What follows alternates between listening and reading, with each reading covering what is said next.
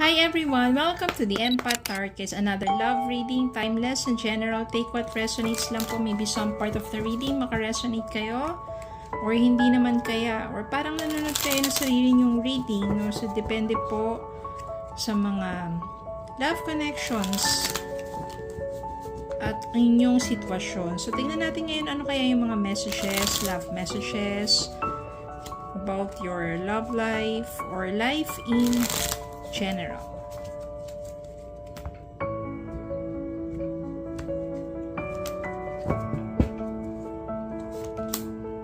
The Empress, the Hangman,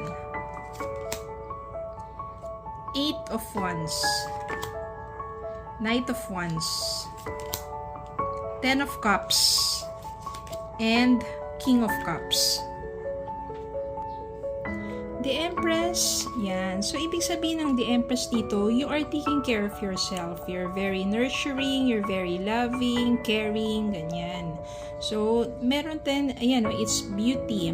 Yun ang maganda na self-love, no?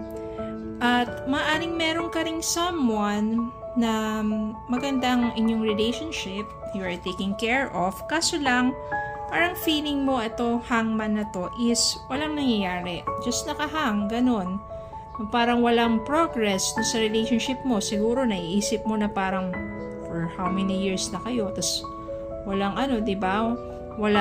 Di pa nag-level up ang inyong relationship. Pero nandito sa Eight of Wands means good news. Mabibigla ka dito because maybe your person, no, isusurprise ka niyan. Meron siya sasabihin sa iyo yung importante at maaring masusurprise ka dito. And Knight of Wands, no? Ito talaga. Maaring ito nga talaga yung person mo na meron dalang magandang balita para sa iyo. Maybe yung kanyang matagal nang pinaghahandaan ay andyan na.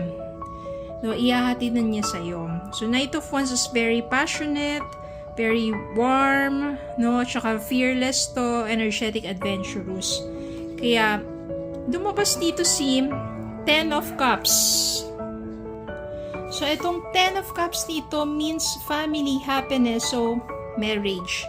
Baka nga kasi yung hinihintay mo, itong person mo na to, na meron dalang good news sa'yo, ay isang proposal na pala. Kasi yung King of Cups dito, ibig sabihin yan, this is a person who has emotionally matured person at maybe kala mo lang wala siya talagang plans para sa inyo pero ang totoo niyan love ka talaga ng person na to at meron lang pala siyang pinaghahandaan na sorpresa para sa iyo. So maganda yung mga energies na lumabas dito. Then we have here Six of Pentacles and Page of Swords. Six of Pentacles, harmonious to, give and take relationship. Magaganda lahat ang mga energies dito. So, ibig sabihin, yung relationship ninyo or yung connection ninyo ng person mo will have a give and take. Hindi siya one-sided lang. Sharing is caring. Page of Swords, no?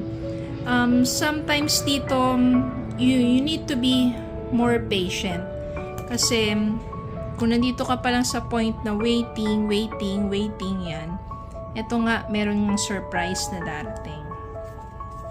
And, the Hierophant, nandito na si Ten of Cups, tapos the Hierophant.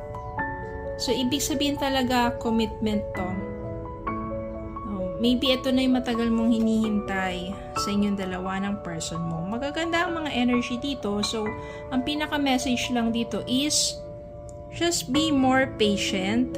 Maybe, yun sa moment of waiting mo, o yung time of waiting mo, there is something great coming into you and to your person. It's just that your person is preparing, or iba, minsan yung iba dyan, kailangan talagang ready before the commitment, yung fully matured emotionally, diba, spiritually, syempre, stable din dapat para maging secured ang inyong future together. So, yun nung pinakakabuuan ng mga energies dito. Puro magaganda, positive, and i-claim nyo na to. Kung nandiyan kayo sa period of waiting, claim nyo na to because something great is happening to you and to your person. A big surprise for you. And it may be the commitment, the proposal that you are been waiting for from your person. Magugulat ka na lang. 8 of Wands kasi ito, sudden yan eh. Quick communication yan. Tapos Knight of Wands pa. Magaganda lahat ang energy dito. All you have to do is to be patient, especially kung you feel that your person naman is really sincere and genuine sa kanyang love para sa'yo. At ikaw rin naman, inaalagaan mo rin naman sarili mo at ang iyong relationship. So, saan ba mapupunta yan kundi sa marriage or commitment, long-term partnership. Okay, so yun lang po. Maraming salamat po for watching. Have a good day po and God bless.